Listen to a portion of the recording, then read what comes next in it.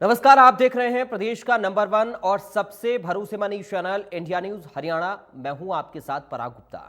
देश में हो रही भारी बारिश और बाढ़ के हालातों के बीच आई फ्लू का कहर तेजी से बढ़ रहा है। तमाम राज्यों में लाखों की तादाद में लोग आंखों की इस परेशानी की चपेट में आ गए हैं। हालात ये हैं कि कई राज्यों में आई फ्लू के खतरे को देखते हुए स्कूलों को बंद करना पड़ा। आई फ्लू को मेडिकल की भाषा में कंजक्टिवाइटिस कहा जाता है। आंखों के इस फ्लू से संक्रमित होने पर आंखें लाल हो जाती हैं, खुजली होने लगती है, आंखों से पानी बहने लगता है और लाइट से दिक्कत महसूस होने लगती है। कई लोगों की आंखों में सूजन भी देखने को मिलती है। आई फ्लू के बढ़ते कहर के बीच तमाम लोगों को लग रहा है कि आई फ्लू संक्रमित व्यक्ति की आंखें देखने से भी फैल सकता है। आखिर इसकी हकीकत क्या है, बचाव के उपाय क्या हैं, डॉक्टर से जानेंगे। आप बने रहिए हमारे साथ।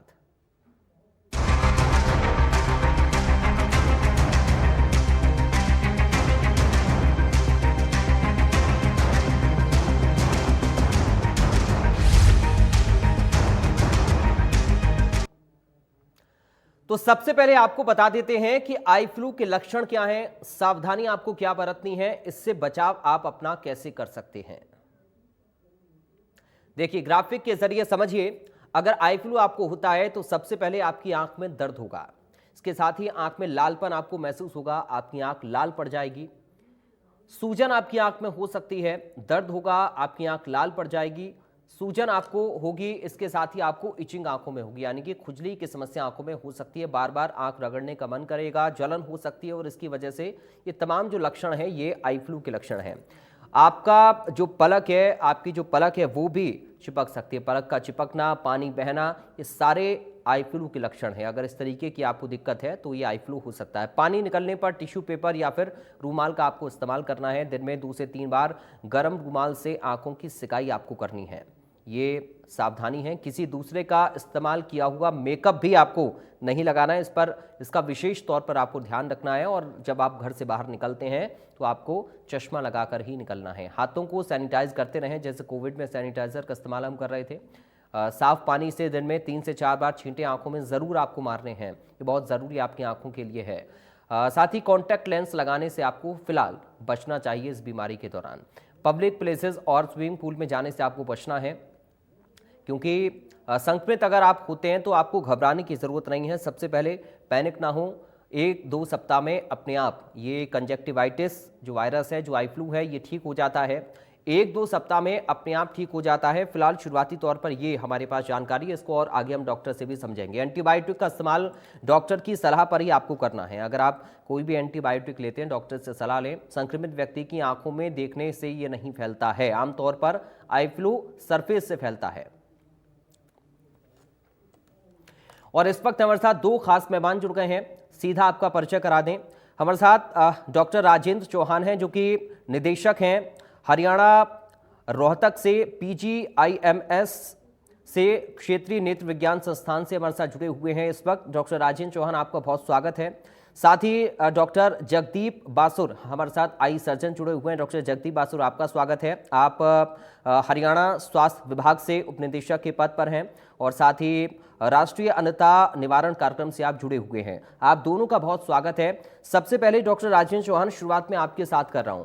अभी आई फ्लू के कारण बहुत ज़्यादा भ्रम की स्थिति लोगों के बीच में बनी हुई है, एक कहें कि डर का माहौल भी लोगों के अंदर बना हुआ है। सबसे पहले इस आई फ्लू का आपसे मैं समझना चाहूँगा अपने दर्शकों के लिए।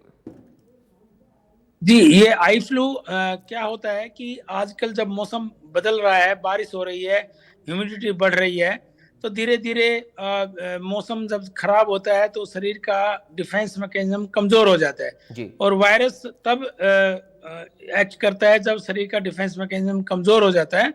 तो सबसे पहले ये है कि ये क्योंकि ये वायरस है, जिस तरह से कोविड की तरह से ये फैल रहा था, तो एडिनो वायरस कंजक्टिवाइटिस हम इसको साइंटिफिक भाषा में कहते हैं। जी। तो ये सबसे पहले क्या होता है कि आंख में किच किच, थोड़ी सी अनइजीनेस की फीलिंग होती है। एक आंख में पहले ये शुरू होता है, थोड़ी सी लाली होती है, फिर थोड़ी रड़क पैदा होती है, फिर आदमी अपनी आंखों को मसलने लग जाता है और शाम तक इसमें थोड़ा सा पानी आने लग जाता है और थोड़ी सी सोजिश भी बढ़ने लग जाती है। तो अगर धीरे धीरे करके देखने में कोई परेशानी नहीं है, लेकिन फॉरेन बॉडी सेंसेशन, थोड़ी वाटरिंग, अनइजीनेस वगैरह होती है, आंखों में लाली आ जाती है, और देखने में, क्योंकि ये कंजक्टिवाइटिस है, जो झिल्ली होती है, ट्रांसपेरेंट झिल्ली होती है आंख की, उसमें लालीपन आ जाता है।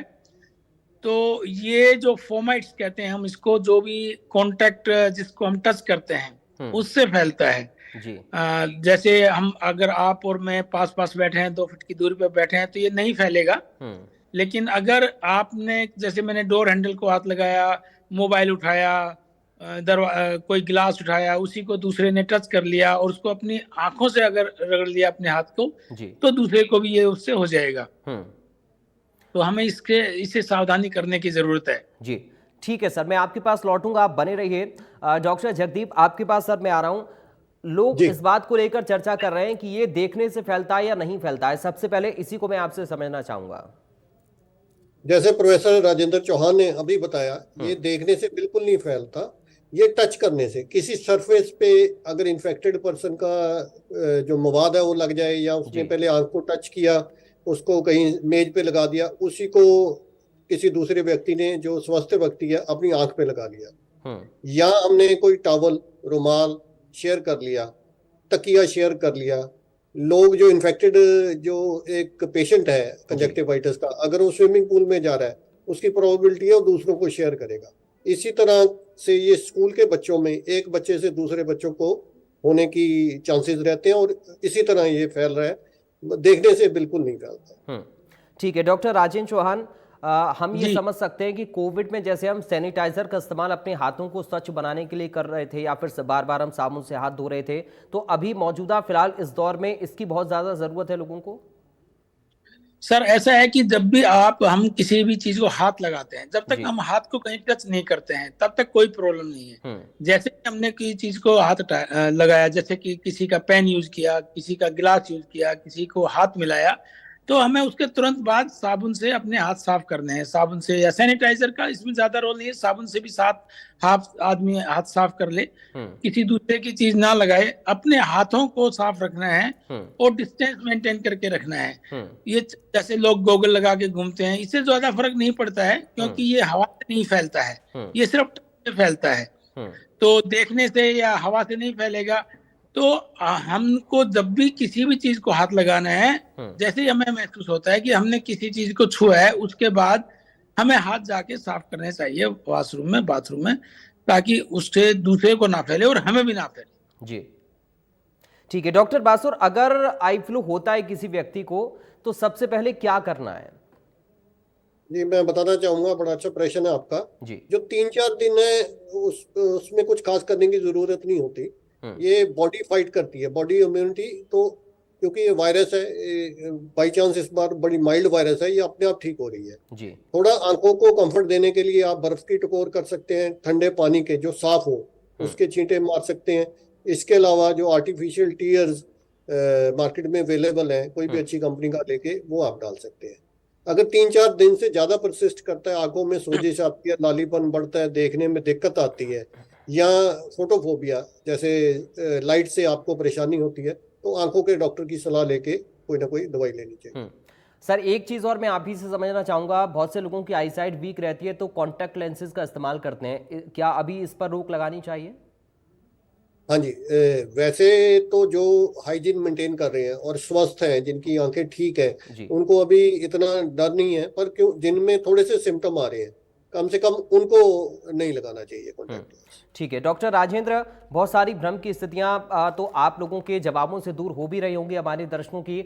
एक चीज और मैं आपसे समझना चाहूंगा दर्शकों के लिए, अगर किसी एक व्यक्ति को घर में होता है तो बाकी लोगों को या फिर उस व्यक्ति को कैसे अपने आप को बचाना है, कैसे एक व्यक्ति से दूसरे व्यक्ति में घर में ना फैले, क्योंकि अक्सर इसी तरीके से घर के बाकी सदस्यों को भी हो जाता है। कोई बच्चा स्कूल गया, स्कूल से घर आया और स्कूल से अगर वो वायरस लेकर आया तो बाकी लोगों में हो सकता है, या फिर हम ऑफिस जा रहे हैं, अपना बिजनेस कर रहे हैं, बाहर जा रहे हैं, तो बाकी लोग सावधान रहें। इसके लिए और ज्यादा क्या प्रिकॉशन लेने की जरूरत होगी घर के अंदर, घर के सदस्यों को? देखिए आपका प्रश्न बहुत ही अच्छा है, क्योंकि तकरीबन ये देखा गया है कि अगर ये घर में किसी भी एक व्यक्ति को हो गया है तो धीरे करके एक से दूसरे, दूसरे से तीसरे, और इस तरह से पूरे परिवार को हो जाता है। लेकिन ऐसा नहीं है कि बचाया नहीं जा सकता है, बिल्कुल बचाया जा सकता है। जैसे ही पता लगता है कि आंख में रड़क हो रही है या थोड़ी सी भी लाली हो रही है, तो आदमी को, जैसे कोविड में अपने आप को आइसोलेट कर लेते थे, इसमें हमें अपने रूम को आइसोलेट कर लेना चाहिए, अपने कमरे को आइसोलेट करना चाहिए, अपने चद्दर, तौलिए, गिलास और खाने के बर्तन को आइसोलेट कर लेना चाहिए, और उसके बाद अपने हाथ को साफ कर लेना चाहिए। ऐसा नहीं है कि हमें बैठने में कोई प्रॉब्लम नहीं है, आपस में बैठें, बातें करें, घर में परिवार में सब साथ चलते हैं, लेकिन इतना कोविड की तरह से तो बिल्कुल आइसोलेट नहीं करना है। लेकिन कहीं भी किसी भी चीज को अगर आपने हाथ लगाया है तो उससे आपको साबुन से हाथ धोना बहुत जरूरी है। पर्टिकुलरली रात को सोते समय अपने अलग अलग बिस्तर पे सोना चाहिए, तकिया अलग होना चाहिए, टॉवल अलग होना चाहिए, हैंकी, रुमाल अलग होना चाहिए, और आंख में डालने की दवाई को खुद ही डालना चाहिए, ना कि किसी दूसरे से डलवाएं। क्योंकि आप बाई चांस अपने हाथ से उस दवाई को टच करते हैं, फिर उससे दूसरा जो आपके डालने वाला टच करेगा, तो फिर वो अपने हाथ को आंखों पे लगाएगा तो उसको भी हो जाएगा। तो दवाई लें, दवाई खोलें, दवाई डालें अपने आप। और जैसे कि डॉक्टर बसूर ने बताया, डॉक्टर बसूर काफी रिनाउंड हमारे ऑप्थेल्मोलॉजिस्ट हैं, और हम आपस में बात करते रहते हैं। अभी रिसेंटली कल परसों ही हमारी बात हुई थी कि आपके रोहतक में कैसा चल रहा है, क्योंकि दिल्ली में भी काफी है। तो हम यही बात कर रहे थे कि करीब 30% पेशेंट आजकल कोविड के आ रहे हैं, और मेरा मोबाइल तो हर समय ऑन ही रहता है, पेशेंट्स टेलीफोन पर भी बात करते हैं, तो मैं उनको यही सलाह देता हूँ कि आप एंटीबायोटिक का इसमें ज्यादा रोल नहीं है, लेकिन सेकेंडरी इन्फेक्शन को बचाने के लिए 1 या 2 बार या 3 बार मैक्सिमम एंटीबायोटिक डालें, क्योंकि जो आंखों का जो टीयर है उसमें अपने आप में सेल्फ डिफेंस मैकेनिज्म होता है, तो वो अपने आप इससे बचाता है।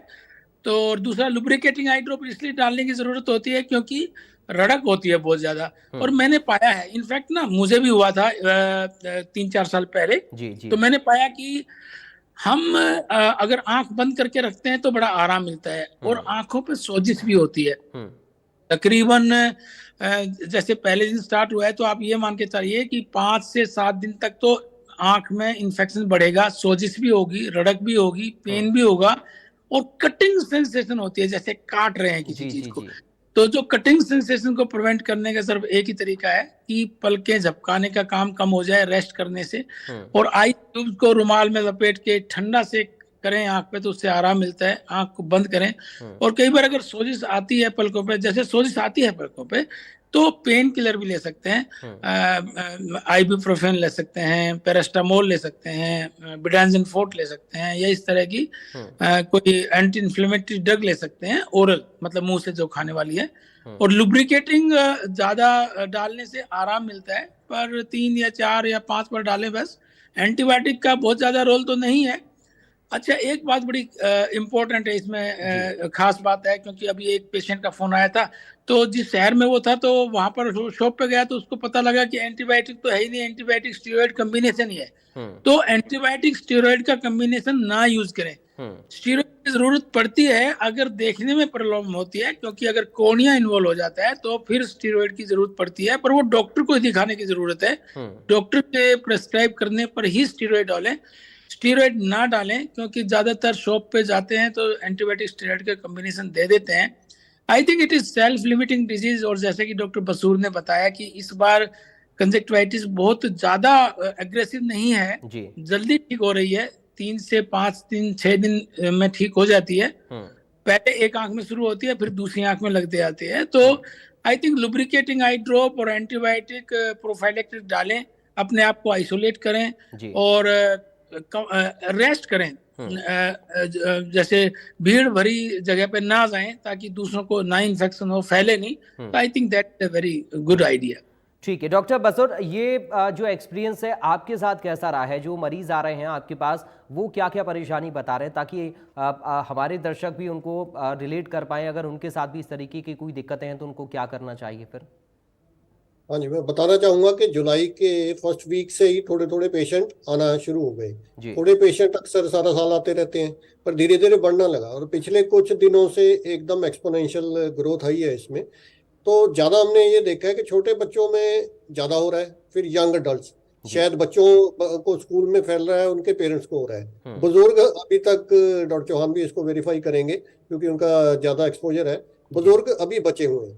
तो इसका मतलब ये है कि हम इस वायरस से इजीली, जैसे प्रिकॉशन सर ने बताई, वो अडॉप्ट करके, हैंड वॉशिंग रख के, अपनी हाइजीन मेंटेन करके इससे बच सकते हैं। ठीक है डॉक्टर चौहान, कुल मिलाकर हम ये मान सकते हैं कि बहुत ज़्यादा दवाइयों का इस्तेमाल हमें नहीं करना है और सावधानी हमें जितनी ज़्यादा हो उतनी ज़्यादा बरतनी है, क्योंकि आपने जो बातें बताई हैं उनसे यही मुझे लगता है कि इसमें प्रिकॉशन की बहुत ज़्यादा ज़रूरत है लोगों को। जी बिल्कुल सही कहा आपने, क्योंकि prevention is better than cure. बिल्कुल। और फ्रीक्वेंट एंटीबायोटिक डालने से और मतलब आई ड्रॉप वगैरह अननेसेसरी, भगवान ने हमारी आंखों को एक वो सेल्फ डिफेंस मैकेनिज्म दिया है, हम जबरदस्ती अपनी आंख खोल के दवाई डालते हैं बाहर से, उसकी इतनी जरूरत नहीं है। जब तक कि अगर डिस्चार्ज बहुत ज्यादा आ रहा है फिर एंटीबायोटिक डालने की जरूरत है, रड़क हो रही है तो लुब्रिकेटिंग आई ड्रॉप डालने की जरूरत है।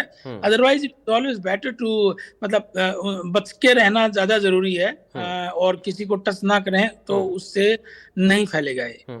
लेकिन अभी सर एक चीज और, ये कब तक और चलेगा अभी? देखिए सर, ये तो इंडियंस की ये खासियत है कि इनकी इम्यूनिटी बड़ी जबरदस्त है जी।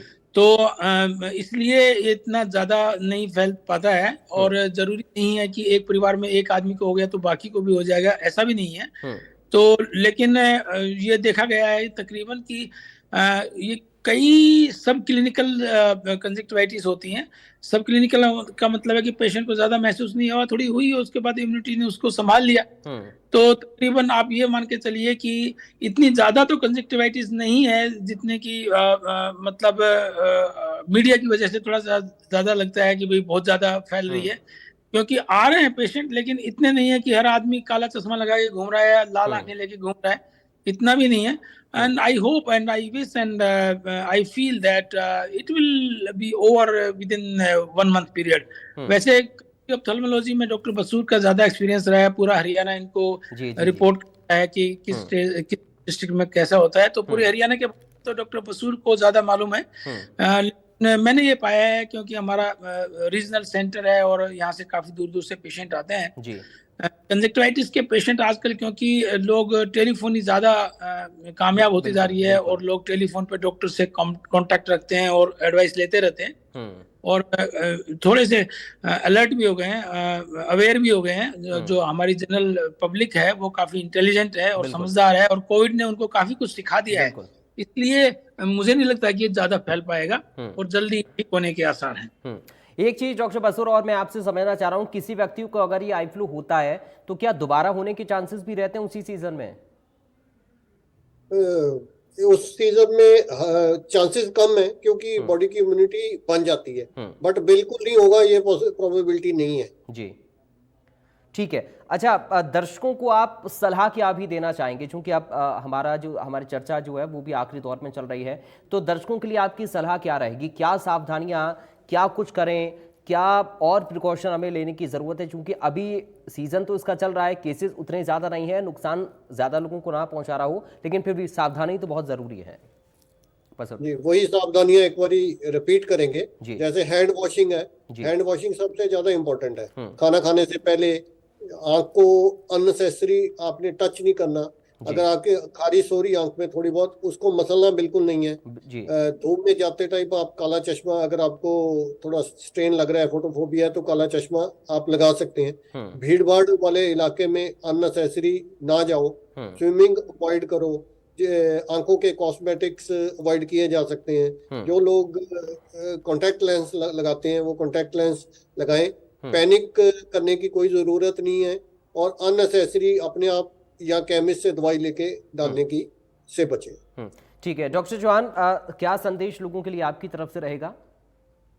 मेरी तरफ से संदेश ये है कि हमें अपने जैसे हर परिवार को अपने आप बैठ के उनको बड़ों लोगों को, बच्चों को समझाने की जरूरत है कि आप जैसे स्कूल में जाते हैं या बाहर जाते हैं तो आके घर में एंटर करने के बाद आपको हाथ साफ करने हैं, और किसी को दूसरे की चीज को हाथ ना लगाएं, अपनी चीजें अपने पास रखें, और घर में जब भी आते हैं हाथ साफ करें और अपना बचाव खुद रखें, और ज्यादा परेशान होने की जरूरत नहीं है। क्योंकि मुझे लगता है कि जैसे डॉक्टर बसूर ने सारी चीजें एहतियात से बता दी हैं कि मेरे ख्याल में बच्चों से ज्यादा हो रहा है, क्योंकि बच्चे स्कूल में जा रहे हैं, स्कूल में जाने के बाद बच्चे खेलते हैं, अपने आप जी को रोक नहीं पाते हैं, एक दूसरे जी। के हाथ लगाते हैं, तो बच्चों में ज्यादा होता है। वो फिर वो घर आते हैं तो फिर बड़ों को होने के चांसेस हैं। तो हम्म अगर बुजुर्ग लोग बच्चों को समझा देंगे कि आप स्कूल में जाइए, लेकिन आप अपना ध्यान रखिए और हम्म किसी चीज की, बाहर की चीज को हाथ ना लगाएं, और हम्म अगर थोड़ा बहुत भी सेंसेशन होती है, फोन बॉडी सेंसेशन होती है, तो तुरंत मान के चल लेना चाहिए कि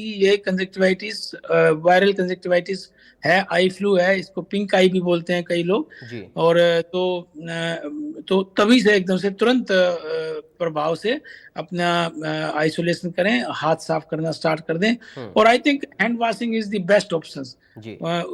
और उसी से काम चल जाएगा। डॉक्टर बसूर, एक चीज मैं आखिर में आपसे समझना चाह रहा हूं कि उम्र का भी कोई विषय है क्या इस बीमारी में या फिर इस संक्रमण में? हाँ जी, जैसे कि मैंने पहले भी जिक्र किया, हम्म ये इस वाली जो वायरस है ये बच्चों में और यंग अडल्ट्स में ज़्यादा देखने को मिल रही है। जी और जो बुजुर्ग हैं उसका मेन कारण यही हो सकता है कि जितने लोग मोबाइल ज़्यादा है, जो बाहर जा जी। रहे हैं, ऑफिस में जा रहे हैं, सिनेमा हॉल्स, मॉल्स, भीड़ भाड़ वाली इलाके में, उनको ज़्यादा हो रहा है। स्कूल में ज़्यादा हो रहा है, स्कूल के बच्चों में और यंग अडल्ट, जी। मतलब बच्चे और पेरेंट्स ज़्यादा इन्वॉल्व हो रहे हैं। हम्म ग्रैंड पेरेंट्स और बुजुर्ग, खासकर जो गाँव में घरों में मोहल्लों में आइसोलेटेड रहते हैं, वैसे ही हम्म बुजुर्ग आइसोलेटेड रहते हैं, हम्म उनमें ये कम हो रहा है। हम्म। ठीक है सर, बहुत शुक्रिया डॉक्टर चौहान आपका, डॉक्टर बसूर आपका बहुत शुक्रिया हमारे इस थैंक यू। कार्यक्रम में जुड़ने के लिए, हमारे लिए समय निकालने के लिए और हमारे दर्शकों को वो तमाम सलाह देने के लिए जो कि आज के दौर में फिलहाल इस सीजन में आपके लिए बहुत ज़्यादा ज़रूरी है। हम भी आपसे यही अपील करेंगे और यही उम्मीद करेंगे कि आप अपना बचाव करें और दूसरों को भी सावधान करें। दीजिए इजाज़त, नमस्कार।